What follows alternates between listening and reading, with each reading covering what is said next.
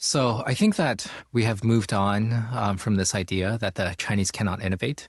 I think that idea is now decisively buried, and I'm glad that we have buried that idea. We've moved on to another idea, which is that, okay, the Chinese are much better at scaling, going from 1 to 100, whereas the Americans are still good at going from 0 to 1. And I want to suggest, no, let's bury this idea too, that the Chinese are able to both innovate as well as scale, that, numbers are continuous. And so I think this idea of going from 0 to 1 as just exclusively the remit of the West, I think is not empirical at this point. And there's also an idea of, what does it matter if you go from 0 to 1 if you cannot go from 1 to 100?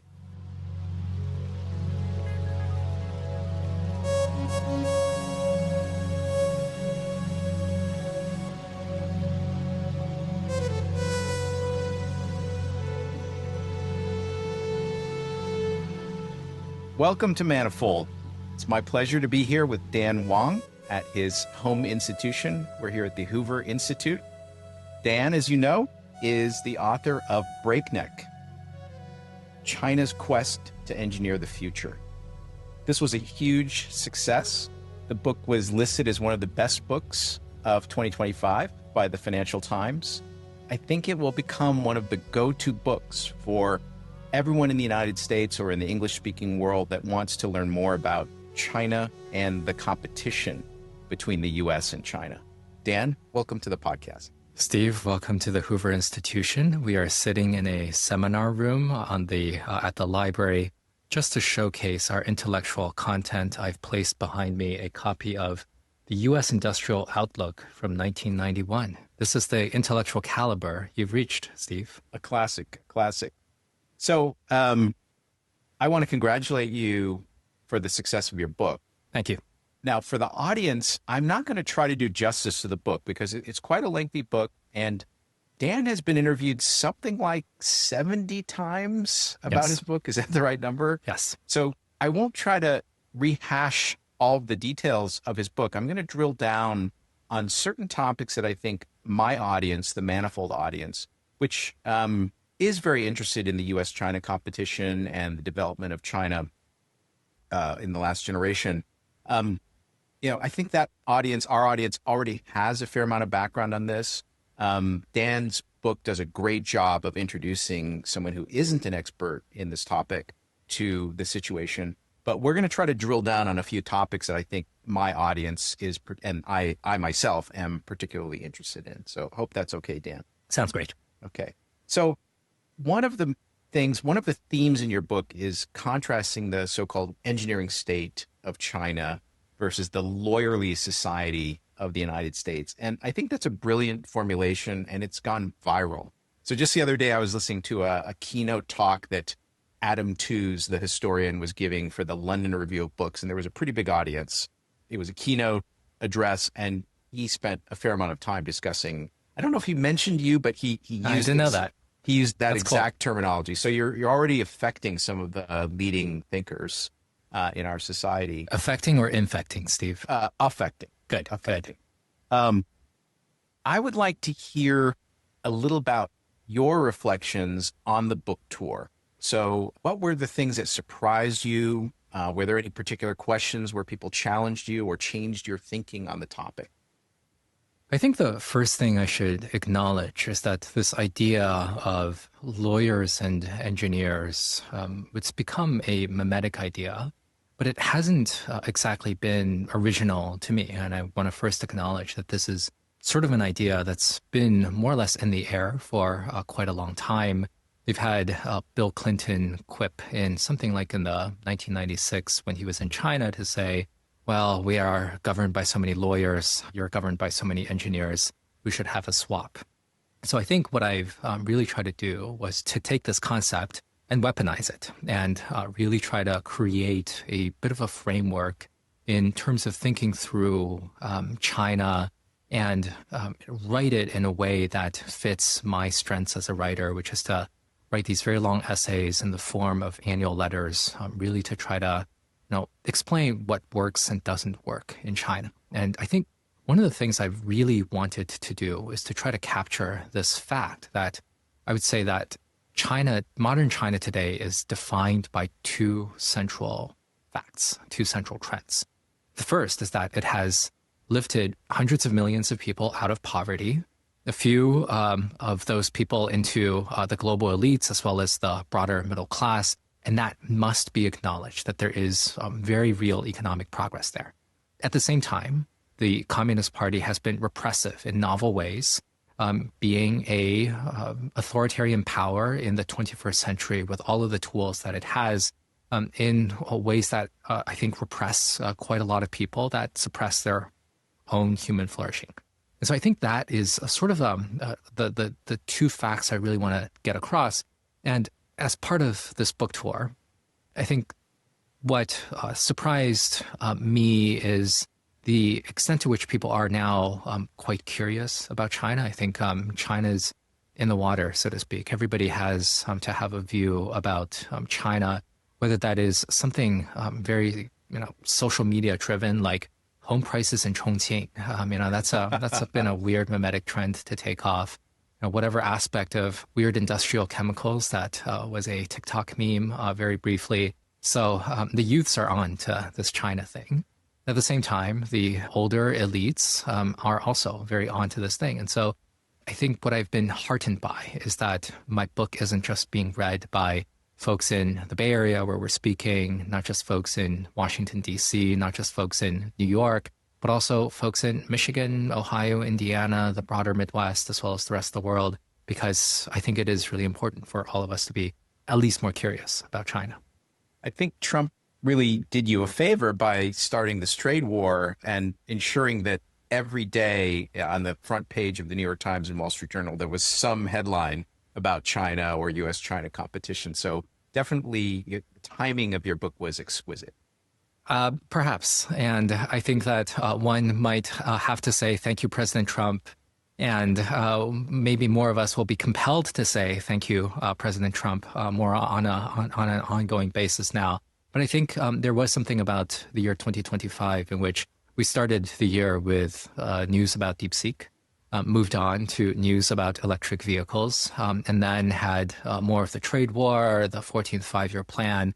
But I think that every day now there is going to be more and more China news. And frankly, that's probably a good thing, because what is more important to the United States now than these two big trends, namely the rise of China in a more adversarial relationship, as well as the rise of technology, which has been something that I've been thinking about for the past decade. Right. One of the things I maybe not everybody in the audience is aware of is that your life really prepared you exquisitely to write this book, and even prepared you for that specific formulation of lawyers versus engineers. So when you were working in China, was it roughly 2017 to 2023? Correct. You were working for Gavekal, which Yes. is an investment analysis firm, and you were often analyzing companies in the chip industry, semiconductor industry. So you're very familiar with the engineering state, the technological development of China, the competitiveness of the products and companies. But then I think when you were writing the book, you were in residence at Yale Law School. Yes. So you were surrounded by the top legal minds in our country. And so you had both juxtaposed right before you, and that must have helped you formulate the ideas in the book. Yes. And I would furthermore add that my mother was a radio news anchor as well as a TV news anchor in Yunnan for the Yunnan Broadcasting Network. And so she has also prepared me exquisitely to speak to you today, Steve. So I think that is absolutely right, that I've been thinking about China and technology, working for Gavekal Dragonomics, working for my rabbi, Arthur Krober, thinking very extensively about China's developments in semiconductors, clean technology, manufacturing broadly, living in Beijing, as well as Hong Kong, as well as Shanghai, throughout the entirety of zero COVID as well. And after zero COVID fell apart in China, I moved to the Yale Law School where I was a fellow. And that was really the contrast that set everything up, that I lived through zero COVID, in which the numbers right there in the name, no ambiguity about what zero COVID could possibly mean. thinking through the history of the one-child policy, which was in part heavily influenced by a missile engineer who was one of China's top cybernetics experts, mathematicians at the time. And then sitting at the Yale Law School among what was, I think, the self-consciously grooming America's ruling class at a time when, this was in 23, 24, when the Biden administration recruited very heavily from the Yale Law School. We had folks like Jake Sullivan, Gina Raimondo, Brian Dees, who are all graduates of Yale Law. These were people who, I think, suborned The Economist and try to really assert their influence as lawyers to run a lot of policy. And I think all of that came together very, very well to think that, well, actually the engineers and the lawyers, though it collapses quite a lot, no question, that is actually a pretty decent framework, no less bad than socialist, capitalist, democratic, authoritarian, to have another lens to think about this important relationship. Now, setting aside China entirely, as somebody who spends all his time talking to other scientists and talking to technologists in Silicon Valley, the idea that our nation should be run by lawyers is, to us, a shockingly bad outcome. And I mean, it's something that people decry constantly in the circles that I move in. And I don't know, perhaps you disagree with me, but I'm curious how you think about that. Yeah, well, there's a brilliant politician who offered this quote that power isn't something that is ever given to you. Power is something that you have to seize. Now, who said that? Was that Mussolini? No, that was someone far more ruthless. I mean, of course, Speaker Nancy Pelosi.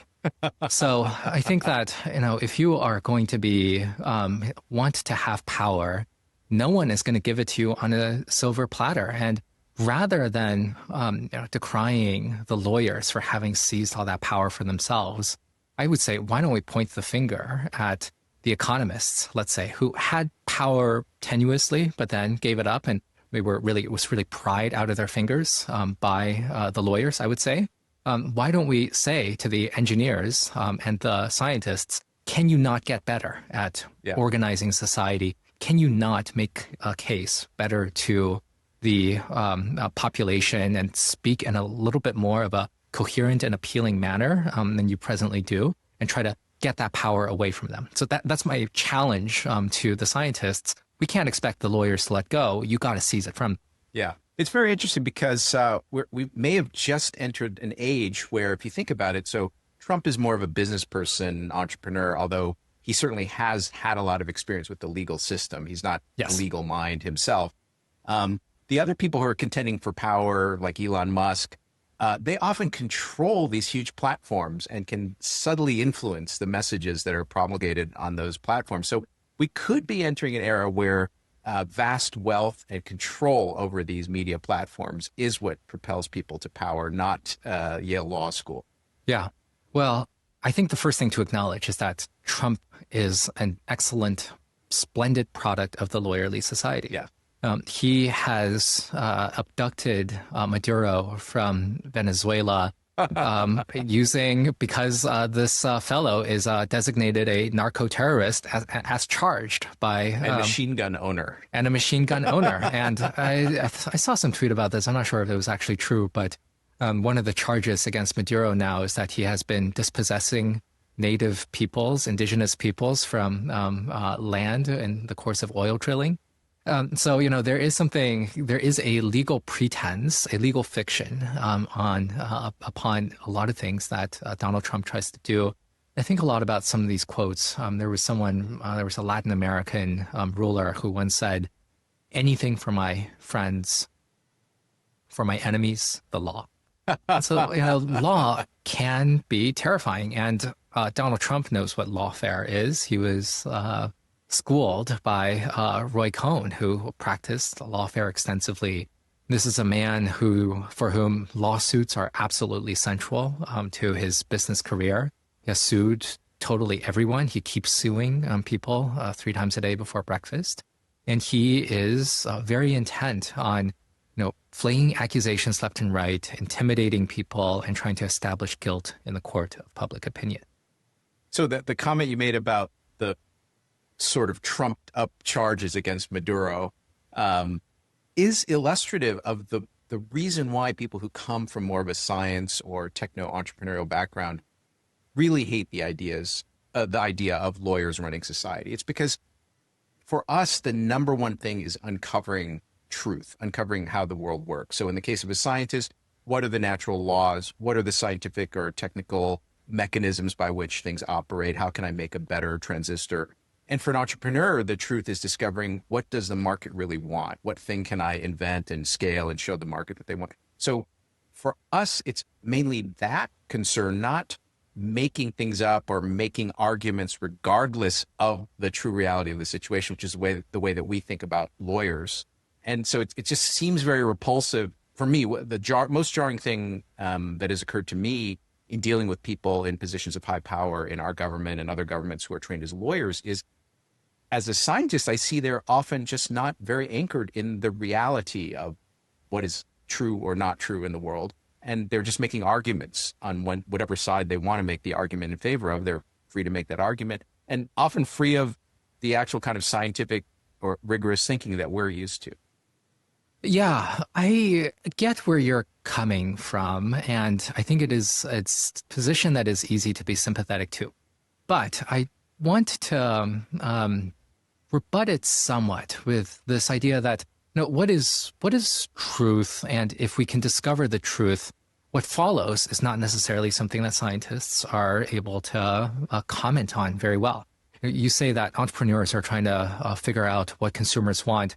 Well, is that a truth of what consumers want? Well, that sort of process of trying to determine all of that does not seem quite as straightforward as measuring gravity or something, right? That is, consumers are fickle. The economy is a web of relations that is not, there's no commandments dictating what people want to do. And so, that process, it immediately becomes very, very complicated. Now, what we could have are scientists asserting themselves to say that global warming is true. Okay, I think that is a statement that I think that we can more or less say is a factual statement now. But what we ought to do with it, I think that doesn't necessarily follow. Does that mean that we need to cease all economic activity and lock people up so that no one emits any carbon? That is something that lawyers have to get involved in, as well as economists, as well as many other folks, as well as all sorts of humanists, to figure out how do we resolve these normative questions. How do we handle disputes within society?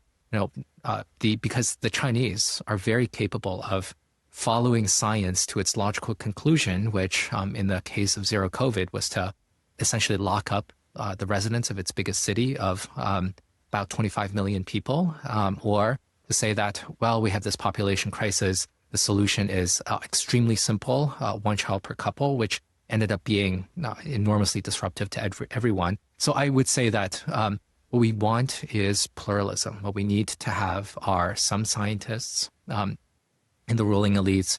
We need to have some economists, lawyers, humanists, etc. Yeah, I think that in navigating a rules-based system, principled system for determining how society should react to some discovered conclusion about reality, I mean, that is where you need a sophisticated legal system, a sophisticated system, civil society and debate. I think all of those things are quite necessary and beneficial. It's the commitment to the idea that our knowledge of how the universe is uncertain, and we have to be disciplined in practicing our discovery of what turns out to be true or what doesn't turn out to be true. I think good business people are like scientists in this way, that they can't come in and say, I am sure people want to buy X. I am now going to give them X. They have to sort of look at, what features does X need? How can I change it to make it more popular? So there's a process of discovery that they're committed to, which is an empirical process of observing what's true in the world and reasoning based on that.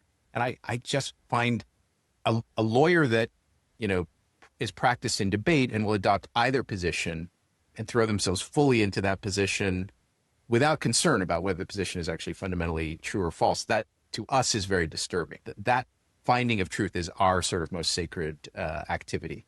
Yeah, well, what you call arguing out of both sides of your mouth, I can call empathy. Yeah. And understanding what the other side thinks. This is something that I think the Communist Party, for example, is not very good at doing. They do not have a good sense of mind of how other people think. And, the lawyerly society has created some astonishing companies. The West Coast is the only region in the world that has created several companies worth trillions of dollars. And maybe that's a weird thing. Maybe these things are overvalued. In fact, we can be sure that they're overvalued. But I think that, it doesn't seem to me that the lawyerly society has been awful at, creating companies, creating products, even though the lawyers can argue any side. Yeah. I think characterizing the U.S. as the lawyerly society makes sense in contrast to China.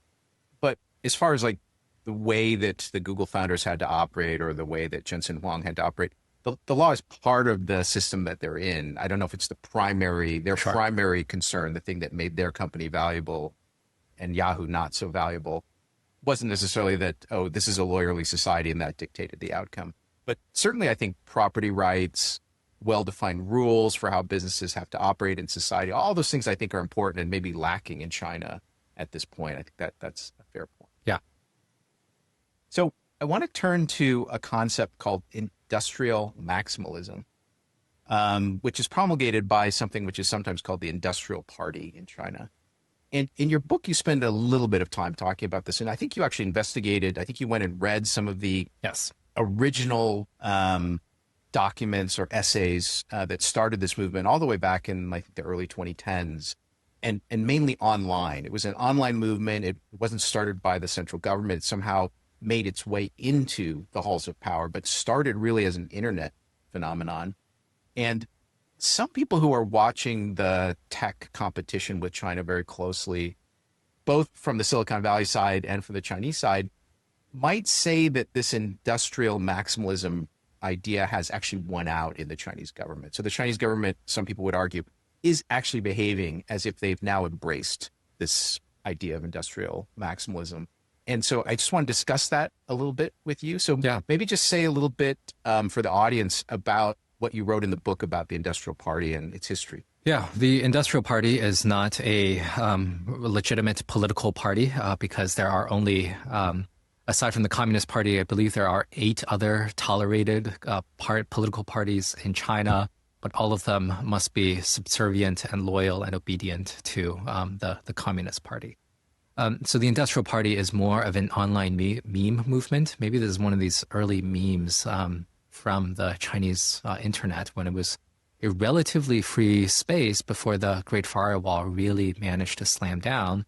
And these were people who were essentially advocating for technocratic rule in order to pursue science and technology.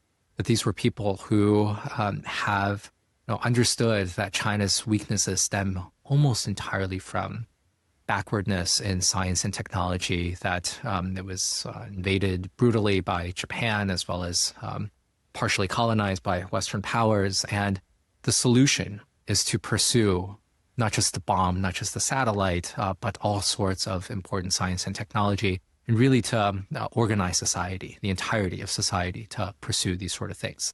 Now, there are some important canonical texts about this. One of them is something like, the title is something like Study or Wash Dishes. One of the most interesting ones is something called the Morning Star of Lingao, in which there is this online fan fiction community that imagined sending a lot of people from the present into something like the Ming Dynasty. In the Ming Dynasty to industrialize the island of Hainan. And so, it's a kind of an interesting little read there. At various points, the Industrial Party has been censored. And so some of these people have been quite interesting. They were empowered to be major voices on the internet. And I think these creative people did not always follow the dictates of the party. And when they spoke up, sometimes that the Morning Star of Lingao was interrupted based on that fact. And I think the canonical text of the Industrial Party was the three-body problem, which is one of China's best-known cultural exports now. And I love the three-body problem. I think that it is a remarkable piece of science fiction. And one of the underlying themes was that the Liu Cixin said that created a scenario in which humanity bands together under technocratic rule, builds these enormous spaceships controlled by the Navy in order to confront an extraterrestrial threat. And that feels like the sort of prescription that the industrial maximalists are really interested in. So for our non-Chinese listeners, I think it's important to give some cultural context here, which is that for thousands of years, China regarded itself as at least the preeminent civilization that it knew of on the planet. And the reading of the past couple hundred years is the idea that some barbarians with superior science and technology came and inflicted terrible humiliations on Chinese civilization. And we are now recovering from that period, and China is reassuming its rightful place as one of the leading, perhaps the leading nation in the world. That's sort of the background to all this. So I think if you're a scientist or engineer in China, it's natural for you to attach to science and technology as the thing which the barbarians used to beat us a couple hundred years ago, and the thing which we have to perfect now to restore our civilization to its rightful place. Do you think that's fair? That's in the mind of like almost every Chinese person on the planet? Yes, I think that is a fair reading, and I think that that is instilled into the minds of many. But I would offer two remarks. By the way, I'm not endorsing it. I'm just saying that is a story that every Chinese person is familiar with. Yes, so. That is a story that even before the Communist Party, the Chinese rulers have created this story, and the Communist Party has indeed put it into the heads of everyone. And I would want to offer a little bit of nuance here. First, if these were barbarians, how do they get all this great science and technology? So maybe there is at least a little bit something else here going on, that these British, Dutch, red-bearded people were able to invent a lot of great things. So was there something deficient in China that it wasn't able to do? Maybe, maybe not. And the other part that I would offer is that, yes, China fell behind in what it referred to as the century of humiliation, in which these Western barbarians came over and seized major parts of China, made it the people and the government suffer various indignities. And much more serious was the Japanese invasion, which was a brutal invasion by a fascist power that really ravaged a lot of the country, that pushed the state into these pretty interior remote areas in order to carry on the fight. And what I would offer is, that was the century of humiliation. Yeah, pretty bad. I agree. But what about the quarter century of self-humiliation that the Communist Party inflicted right afterwards, after 1949, when tens of millions of people perished, after various landlord struggles, after the Great Leap Forward, in which a famine ravaged the land. We had the Cultural Revolution.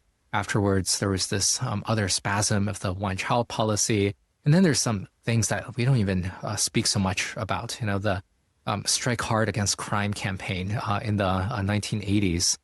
There was the various issues with the Inner Mongolia Separatist Party that we don't even think about. That was that created incredible ravages, and that China was a society after the Communist Party took over that suffered these extraordinarily violent convulsions throughout society. How do we explain something like that? Was that something that the barbarians inflicted upon the Chinese? No, I would say that that was something that emerged organically from them. And so it is fine and good to think about the century of humiliation. Let's also consider a little bit about the quarter century of self-humiliation. Yeah, I mean, I think that the apologists for the current Chinese government, for the Communist Party, they would say, oh, we had to break a bunch of eggs and we made a bunch of mistakes to get us to where we are now. But now we finally emerged in our rightful place among the leading nations. I think one should not minimize the mistakes that were made, the terrible suffering, all of that sort of thing.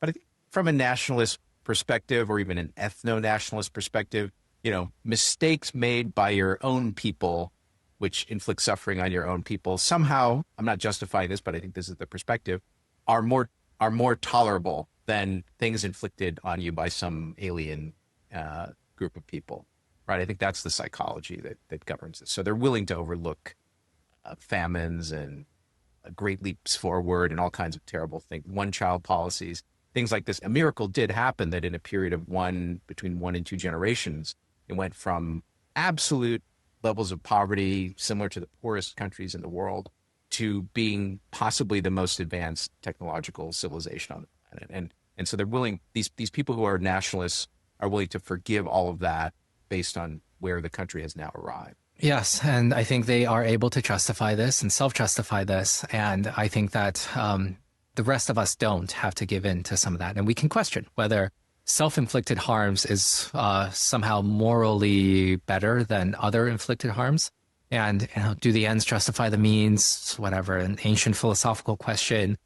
They would say yes, but that is something that we can also interrogate and be critical about. Yeah, I think you and I were both raised in the West. And so from our perspective, the idea is that the greater country is one where one can critique what the government has done in the past, criticize it, try to open it up for consideration, even if it is embarrassing for the current regime or current leaders.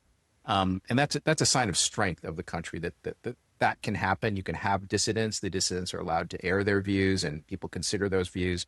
And the country is internally stronger because of that. I think one argument that people would make on the other side is that we are rising, speaking as if I were an industrial maximalist or Chinese nationalist or something, we are rising from the ashes. Okay, these guys came, they fed us opium. Japanese came and killed so many people. MacArthur wanted to use nukes against Chinese cities during the Korean War. We had to overcome all that, and we're still overcoming. The moment we showed some ability to move up the value chain, the Americans tried to completely crush us. And so when this is all over and we are on top and we're no longer threatened, existentially threatened by the West, then we can relax and create this beautiful vision that you have for how society should be. But right now we're in the middle of a war, and you don't necessarily see the war. The war is being conducted in a very serious way, not for the average person to perceive, but for people who are watching carefully, this is a war. This is the Third World War, but it's being conducted in a more subtle way. And I think that is what some of my listeners who belong to this party, the industrial party, that's how I think they would articulate their position. That is a view that I wonder whether they can allow for any sort of relaxation afterwards. That do you want to believe that you are a war in a sort of a silent war in which the West is trying to suppress you? I think that is a reasonable reading of the evidence so far over especially the past decade, when the U.S. government really weaponized China's dependence on semiconductors. And I was covering all of these twists and turns of U.S. export controls. I've been on net fairly critical of U.S. export controls. I've written several essays in the New York Times and in Foreign Affairs saying that this will, in fact, over the longer run, stimulate China's technological self-sufficiency. But what I would like is for a little bit more self-confidence from the regime. If China is, as you posit, the world's leading technological civilization, a claim that I would mostly sign on to. They're just starting to enter that phase. They're not fully in that phase, but they're just starting to. Yeah. There's some questions about when they can achieve semiconductor self-sufficiency, supremacy, whatever it is. There's some questions about whether they can actually replicate all the capabilities of Airbus and Boeing. But I think that it is a reasonable claim to say that China is, in many ways, technologically more sophisticated. I just had an op-ed come out in the New York Times saying that China is winning the electrical age while Donald Trump is invading Venezuela for right. oil that the U.S. doesn't need. But, so in that case, why can it not gain a little bit more self-confidence and be a little bit more, let's say, beneficent in a Confucian sense against the rest of the world?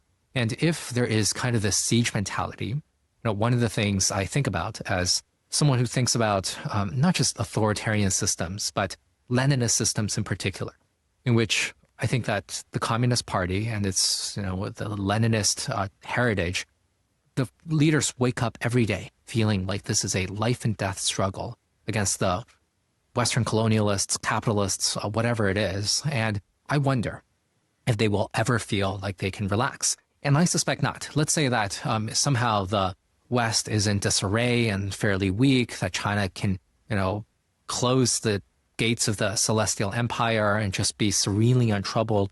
Do you really think that this Leninist regime can ever relax?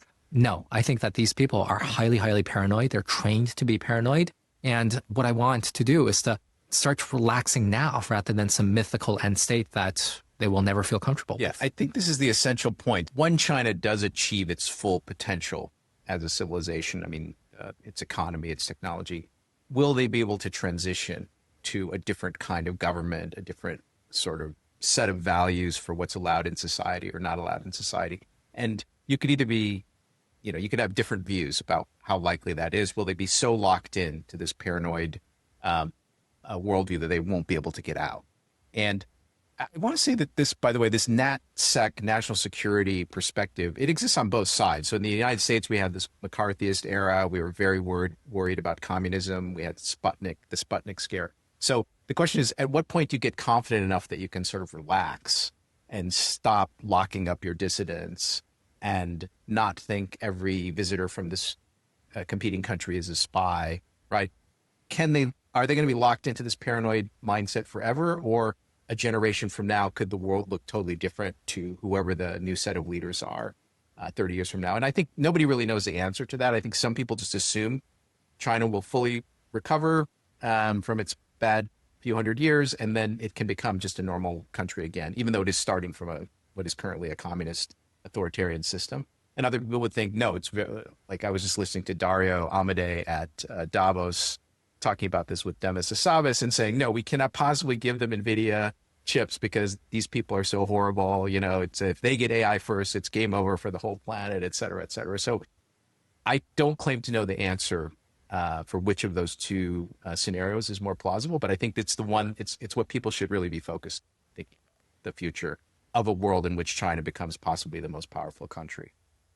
Yes. And I would say that, in general, the track record of America is that there has been this sort of these paranoid spasms. I think you're absolutely right that the McCarthy era, when they deported Qian Xueseng, a Caltech professor who ended up building missile delivery systems for Beijing, Sputnik moment was a stimulus towards science in the U.S. But there's been, parts of the American berserk, in Philip Roth's terms, that really deranged this country.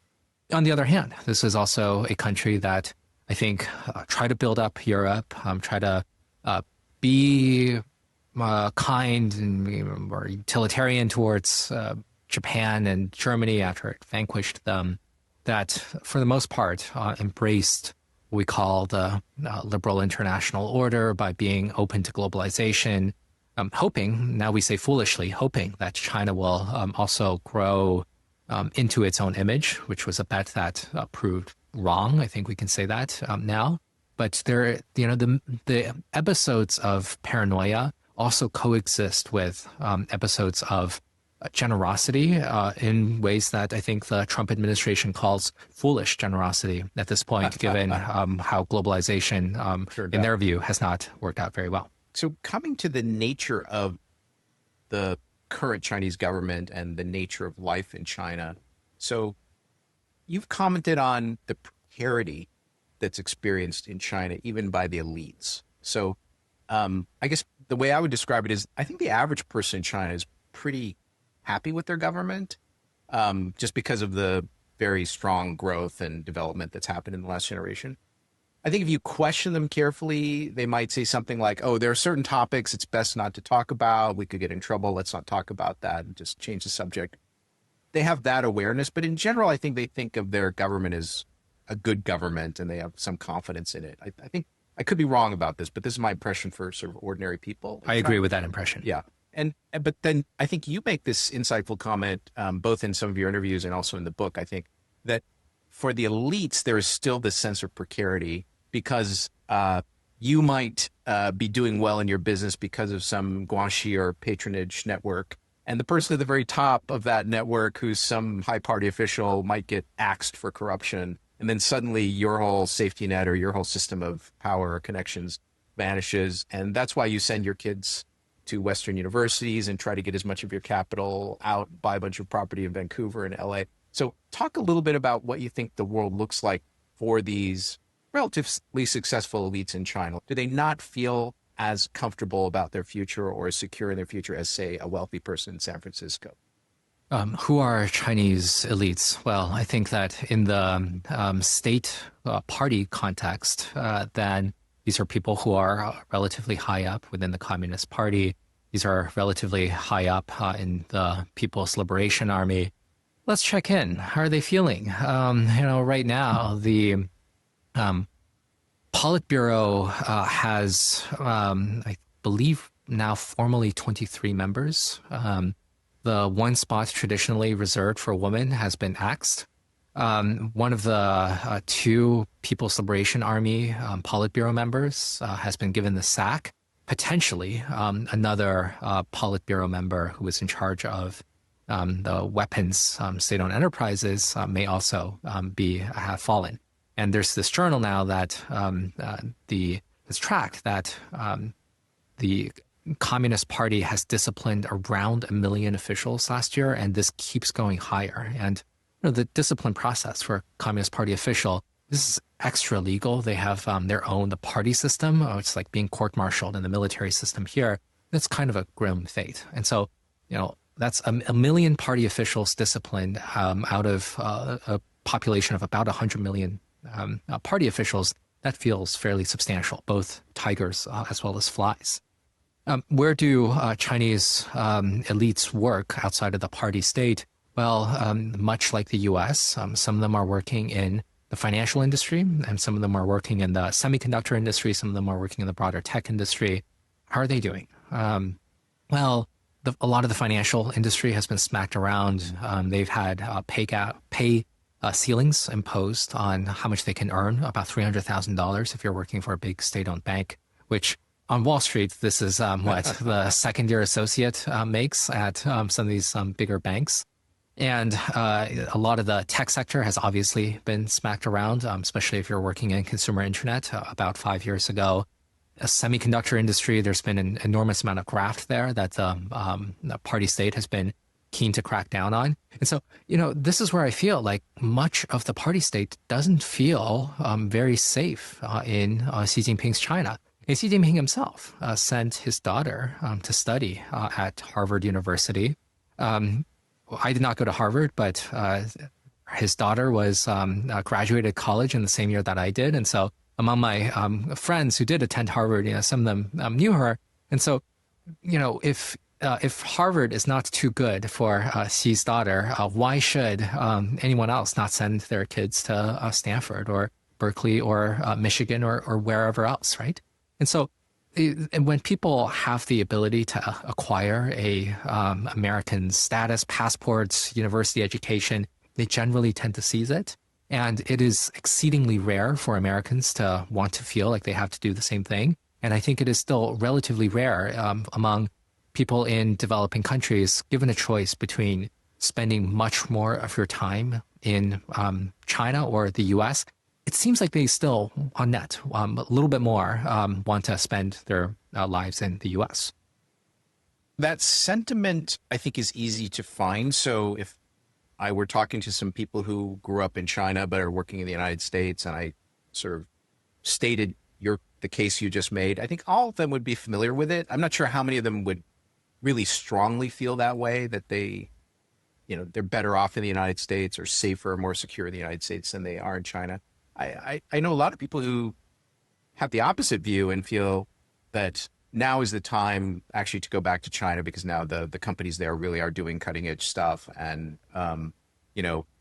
they wouldn't sacrifice their intellectual development by being at Tsinghua versus being at Harvard or something like this. I think it's quite complicated. I don't actually know the answer myself, but I think you could easily find people who don't necessarily have the psychology you described, but there are many people who do have that psychology.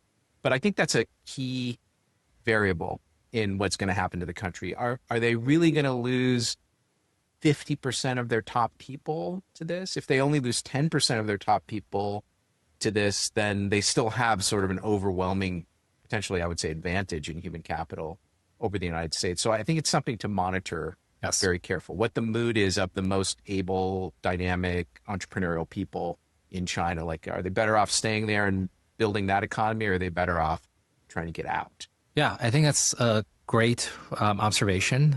And I think that it's hard to monitor them. And, we can find plenty of examples of people who've decided to move to China over the last few years. You can also cite that, I believe it was Matt Jian who did this work, that 90% of the major AI researchers who published in big papers over the last couple of years, 90% of them are still in the US and have declined to move elsewhere. And so we can find numbers for both of these, but I think maybe, Steve, you should be the sharp tip of the spear in tracking. I try to spend a fair amount of time in China. Yes. And then inevitably here, when I'm at one of the big labs here, I bump into a bunch of people who have China backgrounds, but maybe they got their PhDs here or something. I'm constantly interrogating this question, trying to see how people feel about things. And, it may vary by age. It may vary by the family background of the individual. A funny story that I think I told before on this podcast is that I was visiting DeepMind. My host, who's actually, I think, a Google fellow or has some pretty fancy title, was showing me around. And I was there to talk about the use of AI in physics, to using the current best AIs to help physicists do their research. And this guy was showing me around, and we encountered this group of 3 or 4 obviously Chinese AI researchers who were coming, and very young people who are walking through there's a pavilion down at Google where they've put all the AI people in Palo Alto and or Mountain View. And everybody's young, and you hear a lot of Mandarin actually at all these labs. My host, who is not Chinese, introduced me to these young people and said, "Oh, this is Professor Xu. He's helping us make our AIs more useful for physics or something." And I was shocked because, first of all, I'd encountered this in Japan and Korea, but not in China. But all of them bowed to me slightly, which I thought, is that coming back? Like students bowed to teachers? Because I had not experienced that in China in the past when I visited. But anyway, they all kind of bowed to me. And then one of them said very, very sincerely and naively, like a young nerd, said, "Oh, Professor Xu, if you find any problem with our model, we will make it better." It's so like naive and sincere, like the reaction of this kid. So anyway, but it was like a cluster of Chinese, and these guys were like involved in the most hardcore model training, pre-training of the models at DeepMind and Google. So like I would love to pull them aside and say like, well, why are you here? Yes. Why are you not at Tsinghua? Like, what are your classmates doing? So I'm trying to monitor that kind of situation as much as I. Well, I would love it if more of these your students at Michigan State bowed to you much more actively, exactly. Steve. That what a nice idea. So give us a sense of the vibe check of the moment. How many of these talented Chinese origin researchers that you've been speaking to on your big tour of Silicon Valley, how many of them want to move to Tsinghua? My best spy when it comes to this is a Chinese American kid who grew up in California, but unlike me, actually mastered the Chinese language. So he's fully bilingual.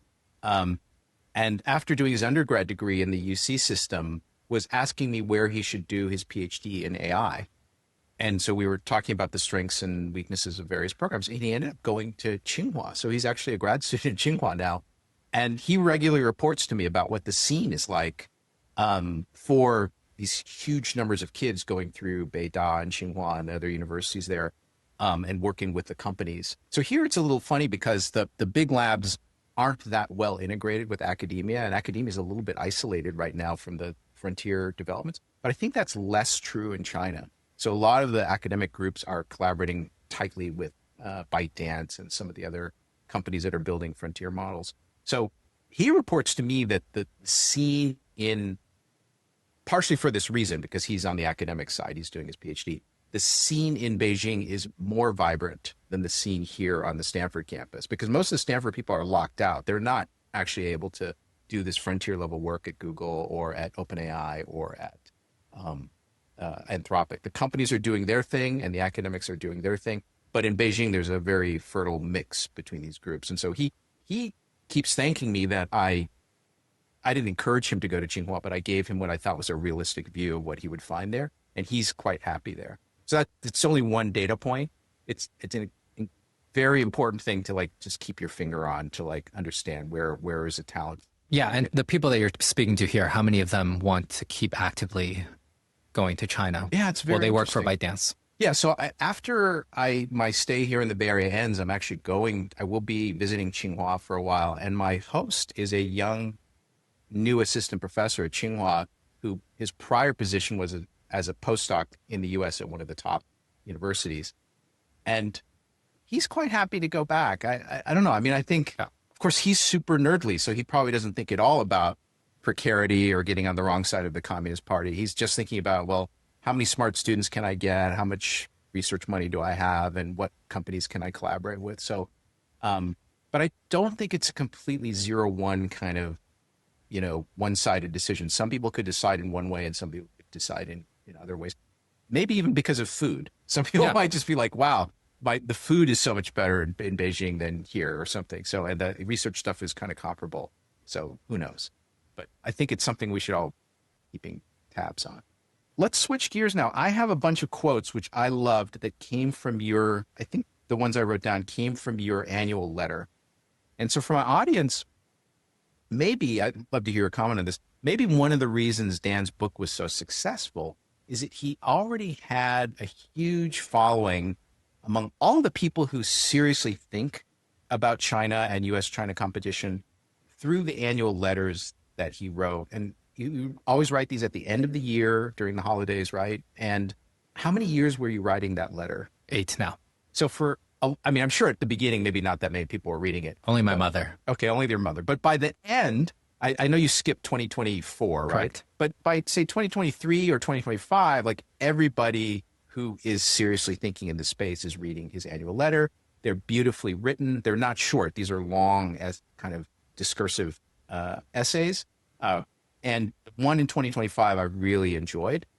Do you think that helped your book when it came out? People already knew who you were and already were familiar with your thinking, or? I think that it was a slightly higher stakes letter to write because this was I have a book audience that is onto me now. Yeah. And so I'm speaking to a broader array of people who are not necessarily thinking about China. What I really tried to do was to, for my book, was to reach the lawyer in Ohio or Indiana. Yes. And so, now that if these people are interested in my work, I wanted to hit them with a really big annual letter. This is also an annual letter that is more driven by Silicon Valley, where I spend a lot of time now, and not just China. Yeah. So let me quote, I think these quotes, I got them from not from the book, but from the annual letter. And I just want you, just feel free to riff on, extend what you said in the quote, or make any comment that you think is appropriate. So here's a quote. Probably the most underrated part of the Chinese system is the ferocity of market competition. It's excusable not to see that, given that the party espouses so much Marxism. I would argue that China embodies both greater capitalist competition and greater capitalist excess than America does today. So beautiful. Yeah, I think that there's a lot of ways in which the tech companies in Silicon Valley feel they are it's like a gentleman's club of playing against each other. Google's got search, and then Amazon's got e-commerce, and Facebook's got everything else. And so they don't really tread that hard against each other's toes, whereas in China, everyone is fighting everyone over everything. And you have these, I like this chart that Kyle Chan of High Capacity has created. We got these big interlocking circles that's highly complicated. And I think that just really shows how everybody is up in each other's business all the time. Whereas in the US, at least among the tech companies, it is much more gentle. We've got union protections here where you don't have unions really. In China, they arrest the Marxist organizers. And so, what sort of socialism is this? So, Peter Thiel was famous for saying that competition is for suckers, for losers. What you should try to do is get a monopoly, and that's how you really create a $1 trillion company. And one critique of our lawyerly society here, or our political system, is that business can co-opt government to the point where they can actually end up with a monopoly, and government doesn't do anything about it because they have enough influence in Washington. And whereas in China, that's not going to happen. The government likes to see these companies beat each other up and, of course, drive the profit margins to zero, maybe to the benefit of the consumer. Do you think that's just a caricature, or do you think that's a fair picture of what's going on? I think that's pretty fair. If we take a look at the Chinese equity market, I mean, this is not the whole reason, but part of the reason that it has the Shanghai Composite Index has mostly trended sideways for 20 years. To my dismay. To your dismay. Well, I'm sorry about your losses, but maybe you should have been lack of gains. Investing in America, Steve. Yeah. Well, I do both, but you do both. So I think that is part of the reason that profits are just much lower in China because it's much more competitive and a bunch of losers maybe, but I think it's great to be a consumer there. Yeah, well, for Americans who've never lived in China or spent time there, the buying power you have there is just unbelievable. Like, yes. for dollar, what you can buy, not just food, but electronic gadgets, cars, whatever. Services. Yeah, it's just insane. It's insane. Which is another reason, actually, I won't say his name, but one very prominent person who is in Beijing, big venture investor now, was a very prominent technologist in the United States for one of the big tech companies.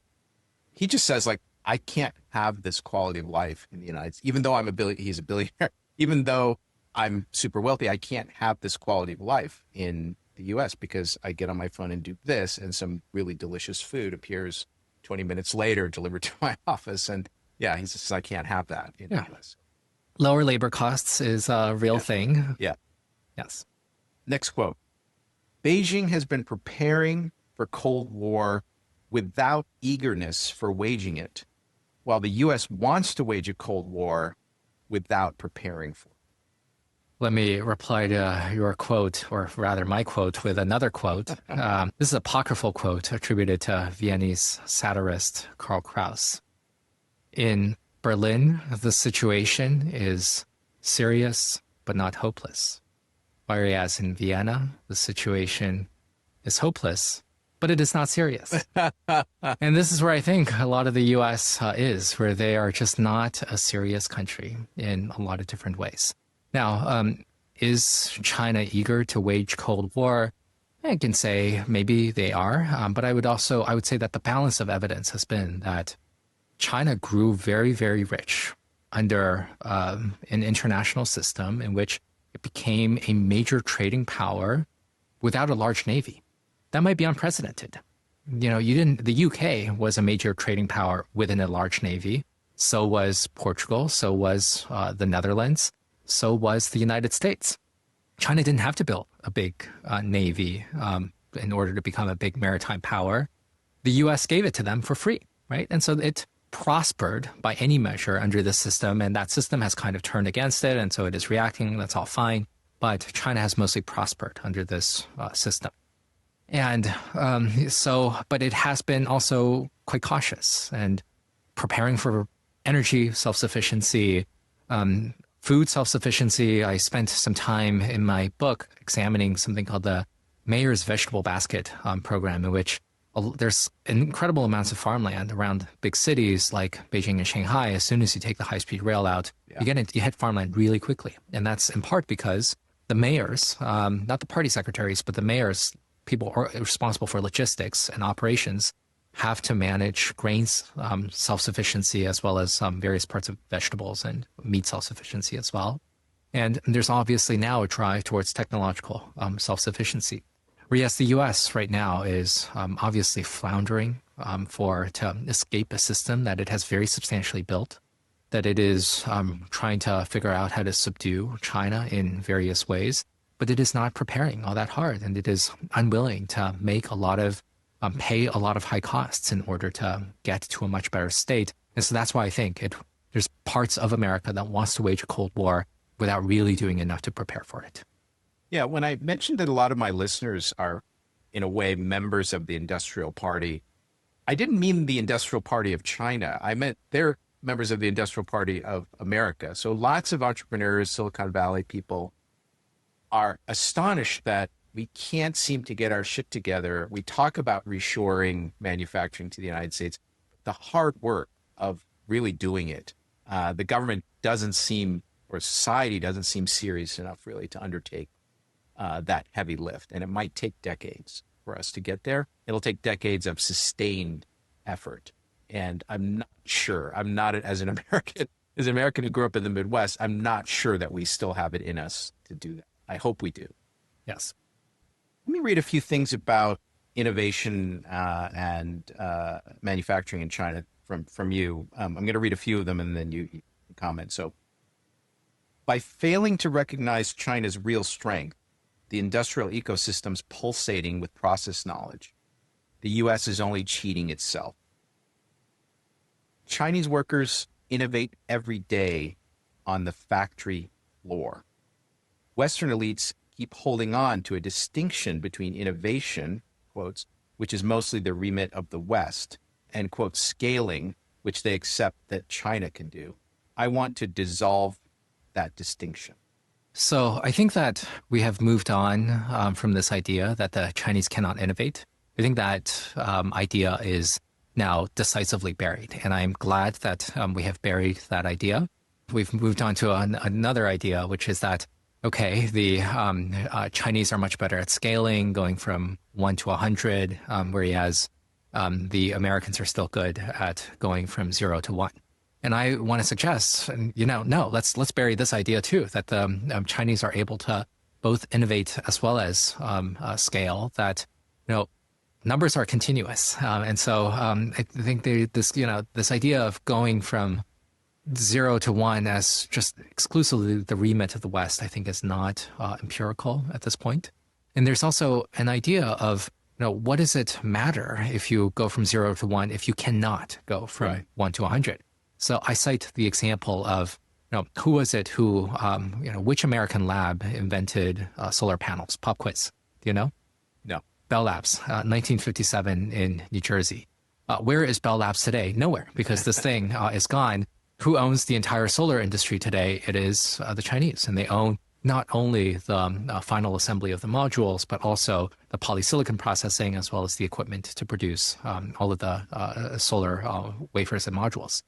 So, this is something that I think that, let's not cheat ourselves out of the idea that Chinese cannot do this or cannot do that, that they're fundamentally constrained because of the nature of their political system. The political system has gotten pretty far in terms of producing a lot of technology. I believe that authoritarian powers can do incredible science and technology. We saw this with the Soviet Union. We saw this with Nazi Germany, in which totalitarian systems produced miracles in, let's say, space flight, as well as many other things. So I think that the more that we can get our discourse and our level of competition to the level of sustained capacity building, which is what the Chinese have done, rather than thinking, oh, well, they can do that, which is not that difficult, and we can do this, which is much harder. Let's acknowledge that they can do a lot of difficult, important things, and that the United States should also get in this game in a much more active way. If you take the normie boomer sort of outdated view on China, okay, we could have different stages. One stage is they only make crappy low-end stuff. They can't do high-quality, cutting-edge manufacturing. I think by now, people, even most normie boomers, have kind of set that one aside. And they say, oh, well, they can do advanced manufacturing. But the core idea, the 0 to 1 brilliant genius breakthrough, that still has to come from the West. And I think you're saying, okay, even that misconception should be set aside. I'm curious, in your 70-odd interviews that you did, or addresses to big audiences of serious people, what fraction of the population is ready for that step? Are they already there in understanding that, or are they still resisting that step or clinging to that illusion that the 0 to 1 step can't happen in China? Maybe half-half. I think that there is still plenty of clinginess among the quote-unquote serious people. But I think that there is also a readiness. I mean, it starts sounding a little bit absurd. Oh, well, they can make all the toys and t-shirts and can make the large capacity batteries for Yeah. the EVs, but they can't, that's these sort of things, statements don't really make sense to me. I think that, 2025 was an important year in terms of, the DeepSeek moment. Maybe that scale of success was overstated. There's this big market reaction to DeepSeek, and that was a little bit hard to predict based on the release of a paper.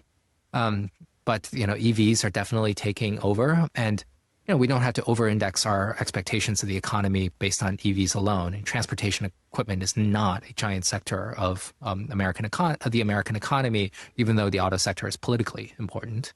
But I think that people now are ready to hear this, especially given the moment we're in with Donald Trump eroding a lot of alliances, making the world question American leadership. I think that it is good for there to be a little bit more worry about what is the American position and try to be a little bit more clear-eyed about what are American weaknesses. This question of whether in a less free political atmosphere, scientists can't make big innovative leaps.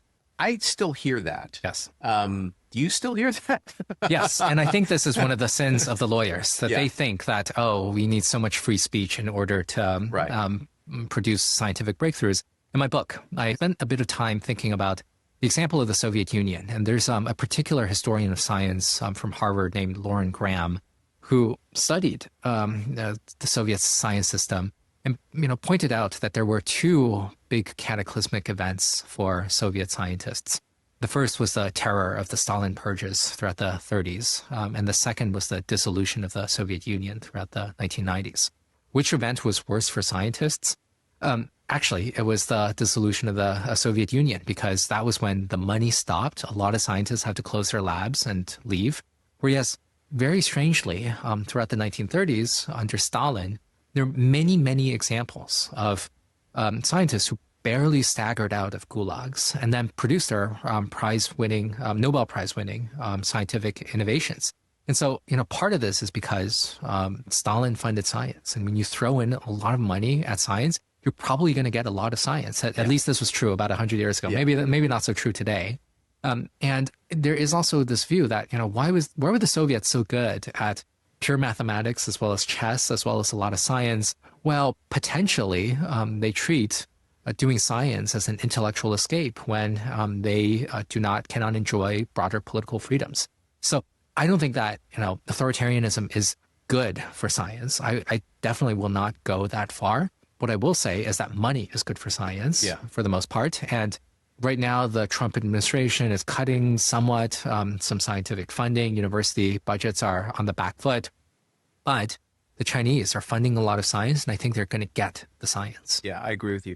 So I finished my PhD in 1991, which coincided with a huge influx of former Soviet scientists to the West. Right. The best of the best from the Soviet Union, former Soviet Union, came to the United States and competed with, young Americans like me for the same jobs. So it was a very, very vivid experience with me. And I spent many, many hours in so-called Russian seminars. Our seminars are usually scheduled, it's an hour. And if a few people want to stay longer and talk to the speaker, they hang out, but everybody else leaves. The Soviet system, they talk for hours and they fight until they get to the bottom of the matter. So even the style of Soviet physics and mathematics I was very familiar with. When you talk to those individuals, you get to know those people after they become professors here and collaborate with them.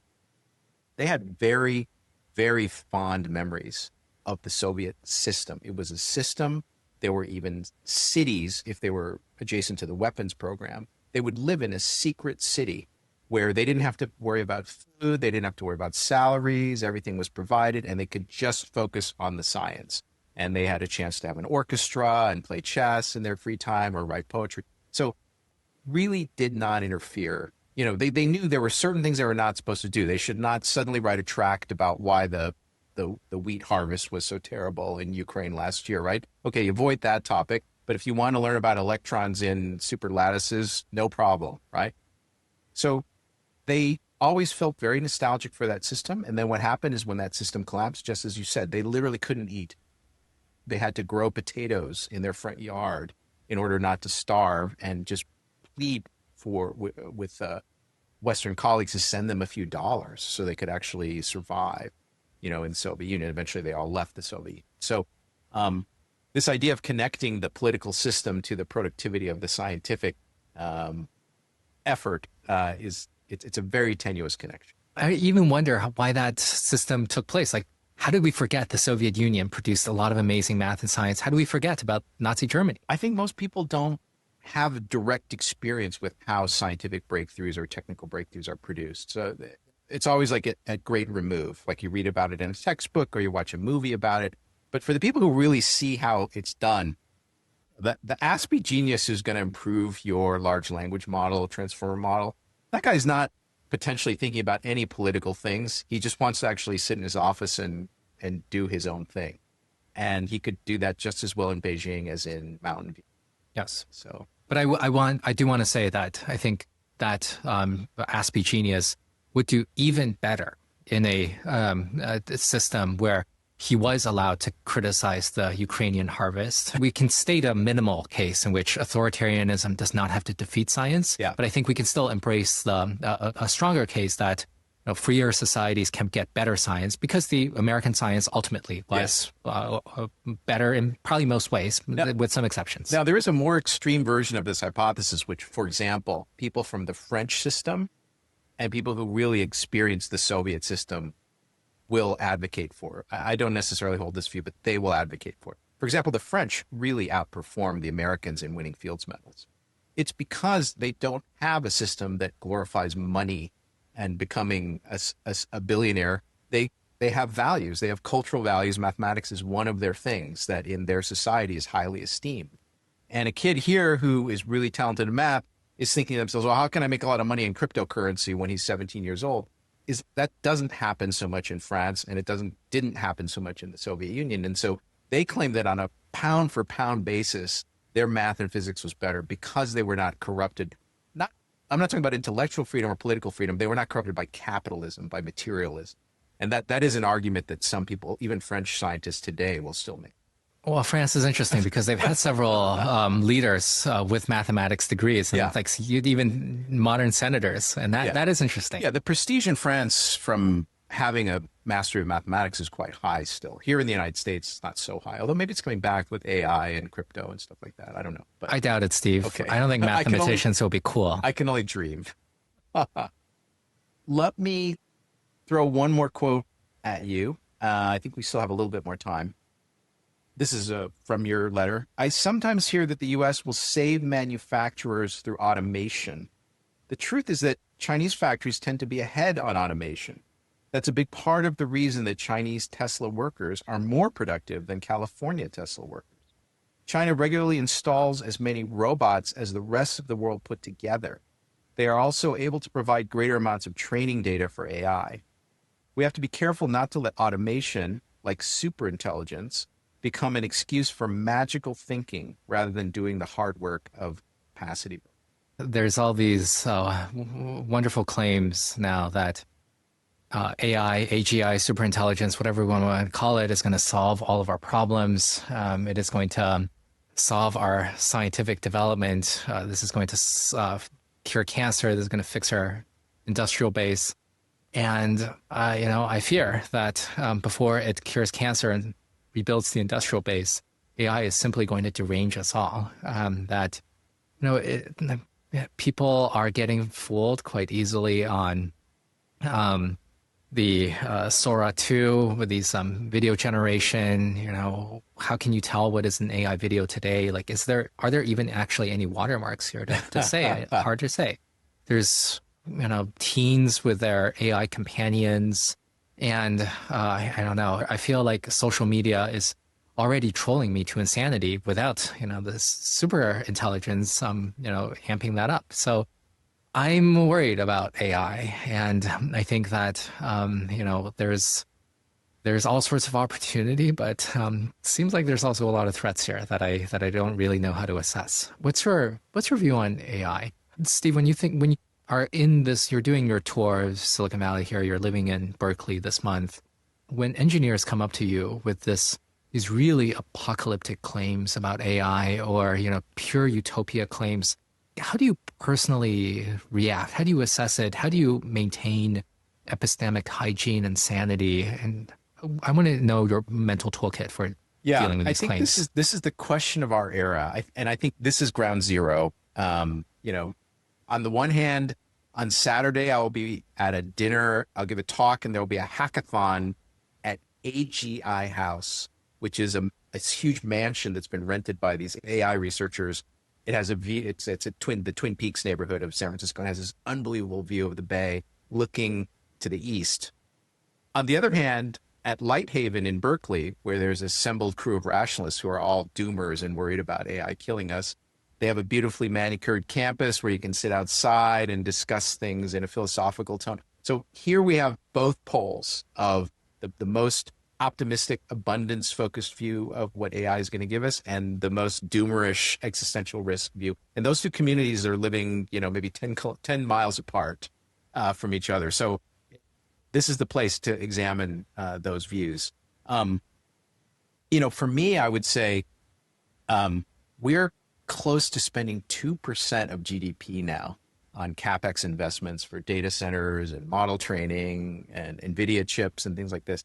And back to your quote, the assumption that that will suddenly make us competitive in terms of industrial robots or automation in our ports or assembly lines where cars are made, things that China is way ahead of us on. I don't see that the AI that we're currently developed is necessarily going to close that gap automatically in some magical way. I agree with you. It's sort of magical thinking on the abundance side to think that these large language models are suddenly going to solve all those problems for us. So I think that's pretty unrealistic. I think that's a problem for U.S. strategy. If you're sort of a hard power person thinking about U.S.-China competition, I don't think these AI investments are going to, at least for a while, close these gaps. They're very concerning. As far as the long-run existential risk from AI, I think the people who are afraid are not wrong. I think in the long run, if we do create things which are more intelligent than us, more powerful thinkers than us, but also eventually have their own desires and wants and maybe even a kind of consciousness, that it will be hard eventually for them to displace us in some way. I think there is a real long-term existential risk.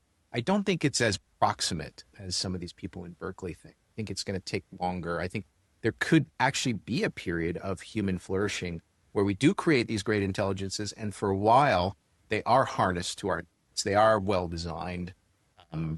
They are aligned in some sense. That alignment, I think, can't be guaranteed in any rigorous mathematical way. And so in the long run, they could diverge, and we could create godlike things that eventually don't care about us and accidentally smush us. And I think that's the argument that the Berkeley crowd would. What is the long run? Is that a matter of 2 decades or 2 years? Very hard to predict, because the problem is that, and this is the key thing everyone's on the lookout for, is when do the AIs become so good at AI research and software writing that they start improving themselves, and at a pace where human engineers can't quite follow the way in which they're improving themselves. I don't think we're close to that right now. I would guess we're probably 5 or 10 years away from that inflection point. Other people have much more aggressive timelines than I do. Yeah. Yeah. It's hard to know. It's one of these things. It's like, what is if China does succeed in becoming wealthy and fully developed, what will their government system evolve to? I literally don't know the answer to that. And similarly, I do think AI is definitely going to continue to advance rapidly, but I don't know the time scale over which it will become threatening. Do you believe that there will be a point in which it starts self-recursively improving? Yes, I do. Okay. I mean, this is one of these hard things where, it is really easy for, once you look at all of these exponential curves and we see them, and it's like a log scale is a perfectly linear, it becomes really, really difficult to think of anything but, the extent of these curves. And, I don't know if the sane thing to do is to just rule out the idea of, the idea that this will self-recursively improve, because once we're in that scenario, then all bets are off, right? And how can we predict anything? It's like the first order impact of AI is hard enough to understand. And then we have to think about the 17th order impact. That's just way too hard, right? And so This is where I'm wondering whether, this sort of totalizing aspect, it is occluding our view of what is really important. And maybe it is rational because there's plenty of smart folks who are telling all of us that we'll get to this point of recursiveness. And I don't know, it feels like it is just going to be, it's hard to come up with the epistemic tools really to deal with that argument. So I was in a war game held at the Tate Modern, this museum in London. And the war game was sponsored by people who are concerned about AI safety. The British government funded some of it, and some of the big AI companies funded it. And my team was the China team. I was a leader of China in this. It's literally a war game where there's a turn by every turn is like a year, and you're making decisions about how your society is going to allocate things or what you're going to do to other countries during that turn. The head of the U.S. team was a guy called Stanley McChrystal, who was a prominent former general. Very serious simulation. The outcome was, though, very optimistic, because what happened is that when we in our respective countries saw this recursive capability start to appear, we negotiated a slowdown, and we negotiated mutual inspections of our AI labs. So the American side could send AI scientists to see what was going on in the Chinese labs and vice versa. And so the game ended with us slowing down the development at a place where we might lose control over the AI. Now, just before I came over here, I was listening to, as I mentioned earlier, I was listening to this interview of Demis Hassabis and Dario Amodei at Davos, which I think is happening right now. And they both said, they just kind of mentioned during their conversation, which is mostly not about this stuff, but a little bit about this cataclysmic type development. They both mentioned that they're in communication because they're both on the lookout for this. And they are competing against each other, and they're competing against Chinese labs, but they are watching for this development, and they do have in mind that they are going to start talking to each other when they start to see it. And hopefully, I think it would just be wise that if we start to see that, we slow down. Now, for the doomers, this doesn't solve the problem, because the doomers will say, oh, but there'll be some lab in China that doesn't stop, or there'll be some dudes in UAE who have a big data center and they won't stop. So it doesn't completely solve the problem, but there is a plausible future where we delay the real catastrophe for a long time by being smart about this process. Well, if we're sure that the catastrophe is coming, why don't we slow down now? Well, those guys were actually interesting. So very, very interesting remark, because both Dario and Demis said in this conversation, they would both be happy if they could slow down. Right. They both said that. So Dario has a 1 to 5 year timeline, and Demis had more of a 5 to 10 year timeline to get to this point. And they both said, Dario said, I actually prefer your timeline. I hope it's going to take 5 to 10 years and not 1 to 5 years. And they both said, yeah, we're both more comfortable if we can slow this down. So, but it's a collective action problem. It's a little bit like global warming. Like, can people actually put aside their narrow self-interest to cooperate to avert this catastrophe? I don't know. Well, global warming is challenging in part because there are so many countries that have to coordinate together who have to trade off against economic benefits, presumably with coal. But why don't we send General McChrystal to start inspecting those labs right now? Because we can do a lot of that right now. When they designed this war game that I was part of, the people who designed it are actual specialists who design war games for the Pentagon and also for the British Defense Ministry. They were honest, so they designed the dynamics of the game to be as realistic as possible. However, the makers of the documentary were hoping that the ending would be an optimistic one where the competing sides could cooperate. And the view is like, this provides a template, because a movie version of it is very real for the ape brain to see, like, humans enacting the story. It's a narrative, right? And the hope is that this will plant the seed in the Chinese leadership and the US leadership and the corporate leadership that, yes, we do need to be ready to pause when things start to get dangerous. So I think it is in everybody's mind. Whether it could still be a tragedy, right? It could still be a runaway arms race, but I'm optimistic, actually. Narratives matter. We are all ruled by ape brains. And so this is why the lawyers are in charge, and the scientists and engineers need to get better at narrative. Very good. Well, that's a good place for us to stop. So thank you very much, Dan. It's been a wonderful experience. Hope my audience enjoys this.